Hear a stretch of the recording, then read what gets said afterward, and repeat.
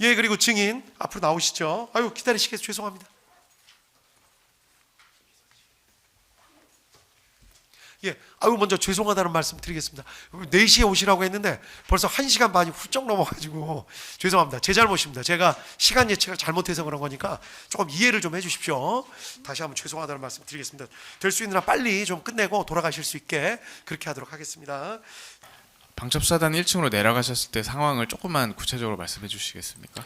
거기 뭐 1, 2조로 추정되는 인원들이 있었고 네.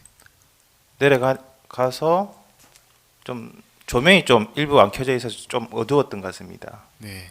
그래서 전 방첩사 단장이 저를 보자마자 합법적인 임무 수행이다. 우원식 국회에 가서 인계 받아라. 다른 설명 없이 이 얘기만 저한테 했습니다. 예. 그러면 증인은 지금 우원식 인계 받아라 이렇게 하셨는데 우원식을 체포하라는 지시로 받아들이신 건가요? 아닙니다. 어떻게 받아들이셨어요? 저는 과거 이석기 의원처럼 네. 다른 수사기관에서 수사하던 안보사범을 계엄이 선포되면 모든 사건이 군사법원 관할로 전환이 되니까 네. 저희도 수사권이 또 확장이 되고 그래서 그 수사기관 수사하던 안보사범을 우리한테 인계해 주려나 보다 뭐 그런 식으로 저는 해석을 했습니다. 그러니까 다른 기관에서 체포를 이미 한 사람을 방첩사가 인계받는다 이렇게 이해하신 건가요? 체포보다는 그때 수사적인 사항을 예. 뭐 현재 체포가 됐는지 아니면 체포할 건지는 모르지만 그러니까 예. 체포를 했든 할 예. 것이든 예. 어쨌든 체포가 되는 사람을 예. 인계받는 걸로 이해하셨다는 말씀이시죠? 맞습니다. 증인은 조는 몇 조이셨던 겁니까? 3조 세 번째입니다. 세 삼조입니까? 번째. 증인은 12항은 생략하겠습니다.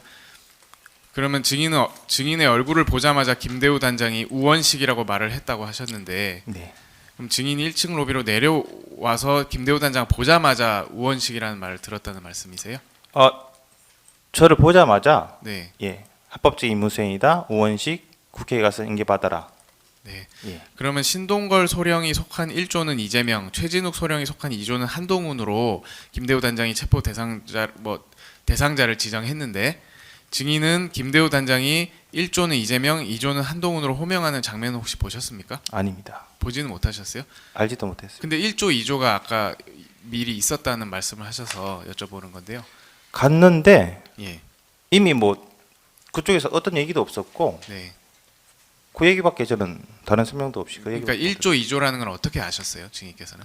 세 번째 나중에 알았습니다. 당시에는 알지 못했습니다. 그러니까 현장에 1조, 2조가 있었습니까?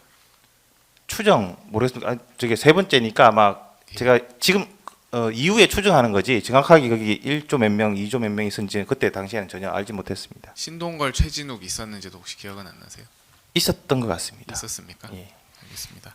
증인은 출동 전에 체육관으로 이동해서 장구류를 챙기셨죠? 네. 어떤 장구류를 챙기셨습니까? 방검복 등 새로 신규 도입된 압수수색 등에 하는 장비 뭐 그렇게 알고 있습니다. 증인께서 이제 공검찰에서 조사 받으실 때는 방검복, 장갑, 포승줄, 수갑 이런 장비를 지급받으셨다고 하셨는데 맞습니까? 맞습니다. 어떤 가방 안에 들어 있었나요? 뭐 따로따로 이렇게 막 주지는 않았을 것 같은데 혹시 좀 세트화되어 있었던 것 같습니다. 세트화돼 있었어요? 예. 증인은 국회 출동은 몇 시쯤 하셨습니까? 00시 30분경으로 기억나고 있습니다. 예. 어떤 차를 타고 국회로 가셨습니까? 일반 승용차입니다. 일반 승용차 한 대로 가신 거죠? 맞습니다. 출동 이후의 상황에 대해서 간단히 좀 말씀해 주시겠습니까? 우선은 되게 혼란스러운 상황이었고 어쨌든 뭐 저기에 의한 국지도발 징후를 우리 정보기관에서 아마 포착을 했나라는 의문과 아까 말씀드렸던 다른 수사기관에서 수사하던 안보사범을 우리한테 인계 하는 상황인가 보다라고 생각하고 우선은 출동을 했는데 출동하고 나서는 근데 우선 그 의원식 국회의장이랑 의원식 의원이 국회의장이라는 걸 인터넷 통해서 좀 확인하게 되고 또 인터넷에 자꾸 확인하는데 전방에 뭐 사항이 또 없는 것 등 좀 의심스러운 부분이 좀 많아서 운전하던 수사관한테 좀 천천히 좀 이동하자라고 이야기를 했습니다. 그리고 출동하고 나서는 또 방첩사 단장이 아마 추가적으로 이제 비밀 소통 체계를 통해서 아마 그런 상황이 국가 비상상황과 관련된 게 내려왔으면 비밀 소통 체계로 내려왔을 텐데 그런 걸 이제 출동할 때쯤이면 저희한테 좀 알려주겠거니 했는데 그런 내용도 전혀 없고 해서 그래서 좀 출동할 때 좀 천천히 이동하게 되었습니다. 노상원 증거기록 순번 574번 5328쪽 방첩사 수사단 카카오톡 대화 내역 제시하겠습니다. 증인께서 참여했던 카카오톡 단체방에 여기 보시면 증인 성함도 그 참석자에 있거든요. 네. 예, 그래서 여기 이쯤에 있습니다. 예. 그리고 그 요 내용을 보시면 그 최석일 시간대는 좀 잘 안 보이긴 하는데 제가 지금 구두로 말씀드릴게요. 최석일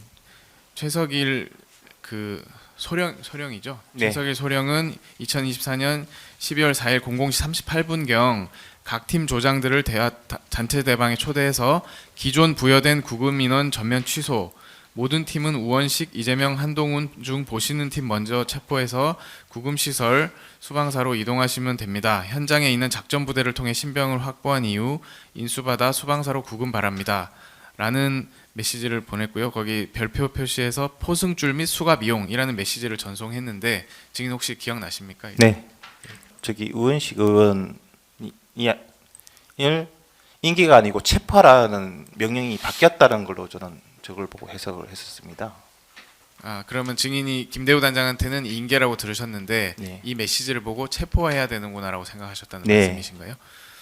알겠습니다. 증인이 속한 조의 임무인 우원식 체포에 대해서 지시사항이 바뀌어서 누구라도 우원식을 먼저 체포해오라. 그러니까 3명이요.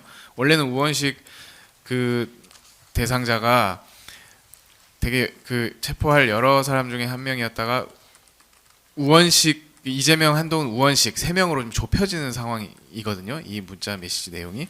이거는 좀 법적으로 좀 검토를 해봐야 되겠다라고 얘기하고 저는 스마트폰으로 계속 이제 개헌법이라든지 이런 걸 계속 다시 뭐 이렇게 살펴보는 그런 상황이어가지고 네.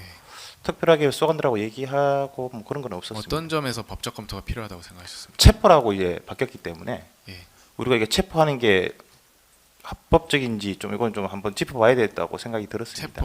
체포가 어떤 점에서 문제가 뭐 짚어봐야 된다고 생각하신 거예요? 어떤 체포라서 그런 거죠? 예, 우선 그 혐의 그때 말씀드렸다시피 그 관련된 혐의가 명시적으로 저한테 계속 어떤 혐의가 있는지 알려주지를 않고 있고 그리고 체포하라고 하는데 개헌법에 따라 하는데 저기 의심스러운 저기 언론 보도라든지 이런 게 의심스러운 부분이 많은데 체포까지 해야 된다니까 이건 좀 법적으로 좀 더 한번 확인해봐야겠다 그런 생각이 들었습니다. 예.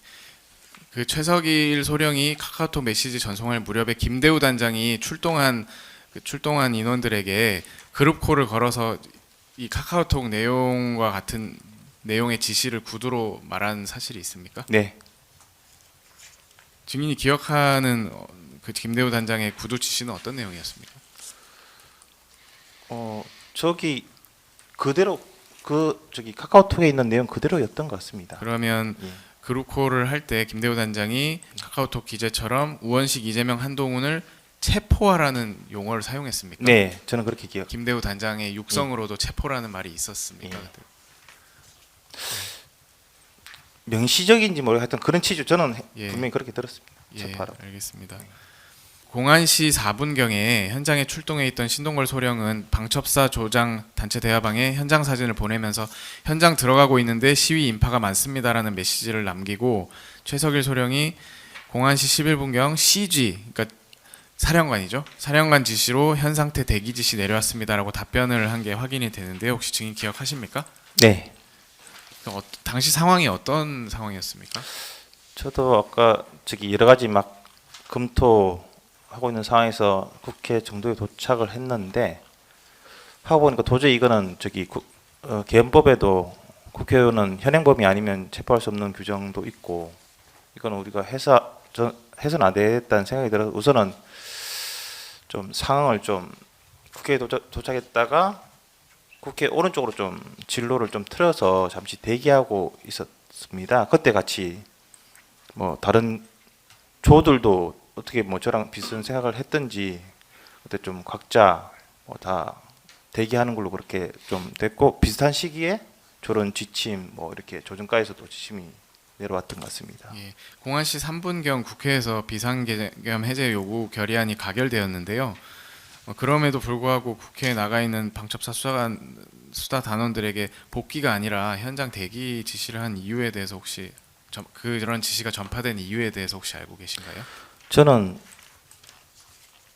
그게 맞다고 좀 개인적으로 생각하는데 물론 이유는 정확히 모르겠지만 사실은 들어가면 또그 불법적인 임무를 줬는데 지금 들어가면 또 추가 임무를 준다든지 좀 그럴 것 같아서 차라리 있는 게 맞다. 아니, 근데 이 대기 지시는 그 사령관이 대기 지시한 거지 않습니까? 네네. 그러니까 증인께서 뭐 대기를 독자적으로 판단하시는 그런 개념이 아니라 네. 사령관이 왜 그러니까 계엄이 그 계엄 네.